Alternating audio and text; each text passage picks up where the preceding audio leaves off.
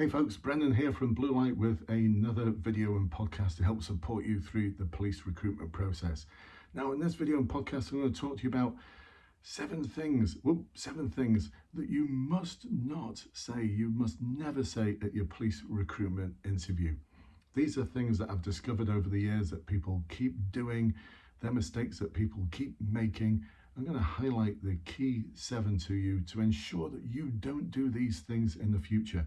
And to make sure you do the opposite and you do the right thing, check the links below to my courses, the webinars where we practice every week, where I uncover those things among my clients and make sure that they don't make those mistakes on their big day. So number 1, when you're asked a question, why do you want to be a police officer? No cliches. You must not never use cliches. Things like, I've always wanted to be a police officer, I want to help communities, I want to help put something back, no 2 days are the same.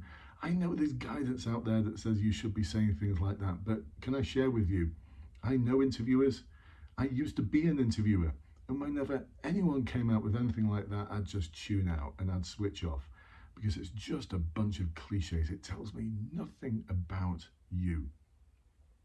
Now, number 2, in questions that ask you things like, can you tell me about a time when, you're going to describe certain actions that you've done.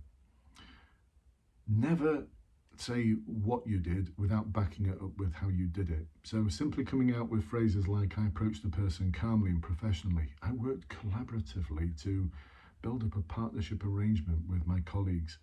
I spoke to all parties and obtained their views. I listened to them empathetically. No. If you're going to say something like that, you need to support it with how you did it. And we spend a lot of time in the webinars going into that kind of detail. It's that granular detail that's going to get you the awesome pass.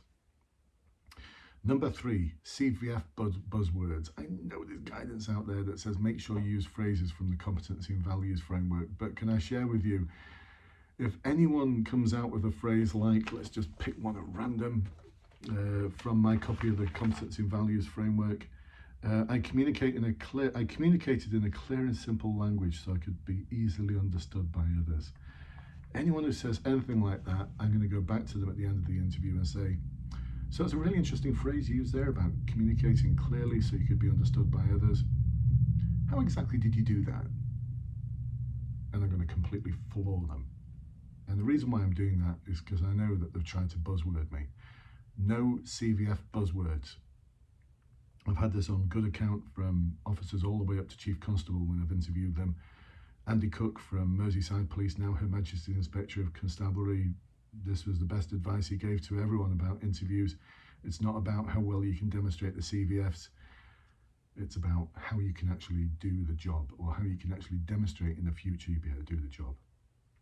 So steer clear of buzzwords. Number 3, in the result, tell me about a time when, and you're giving an account of something that you've done. I know the guidance out there on the internet says that you should always pick an example where everything went well. No, you're going to be a police officer. Things don't go to plan.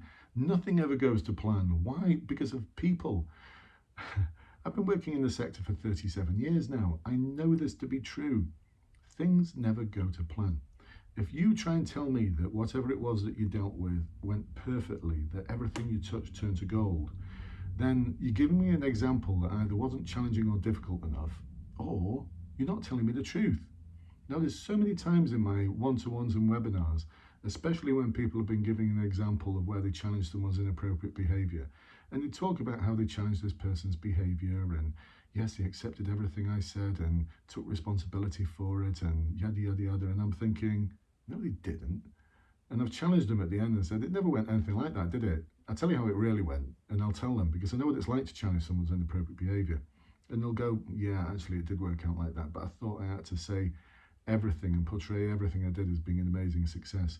No, because life's not like that. And why is that so important? Because of point number 4. Things you should never say. You should never say, in terms of the learning that you had as a result of that experience, things like, I learnt the power of working with others. I learnt that it's good to collaborate. I learnt that it's good to communicate with people and share ideas. No, those are just statements of fact. They're bland, they're cliched. What I want you to do is to take the thing that didn't go well and reflect on that and look at how you could improve on that in the future. So you're going to start off by saying, having reflected on this, and having spoken to someone who I know and trust, what I discovered was that in the way I did X and Y, it produced the result A and B. So what I'd do differently in the future would be, so talk about the things that didn't go well in your example, because these are the things that are going to give you the awesome learning. Number 5, the impact on yourself of being a police officer. Don't try and hoodwink the interviewers to say that it's not going to have any impact on me.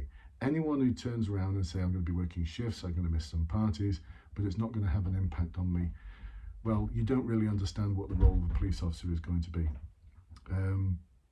Even if you talk about how you've worked shifts before, or you've dealt with conflict, or you've volunteered as a special constable, you really don't understand the role sufficiently to understand the impact of being a police officer on your personal life. It is going to have an impact on you.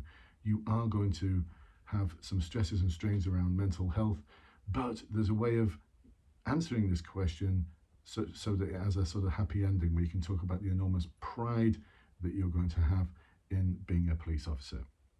The last one, number 7, glib questions at the end. Don't get to the end of the interview and when they say, is there anything I'd like to ask us, don't ask, so what's the one thing that you'd tell your younger self, or what's the one message you'd have for a probationary student officer? Look, if you really are fascinated by something that they've talked about when they introduce themselves, by all means ask a question, but don't ask a question just for the sake of it, because they're just going to think that was a really good interview, but they've just spoilt it now. Quite honestly, when people have asked me sort of standard glib questions that they've got from the internet at the end of an interview, I've just sat back and thought, I just want to answer the question and say, so what advice would you give someone like me who's starting off in the police service? The advice I want to give them is, don't ask stupid questions in interviews. I never did. I'd give them a little bit of advice, 20 seconds worth, and then think, get out. And it kind of spoilt the interview a little bit.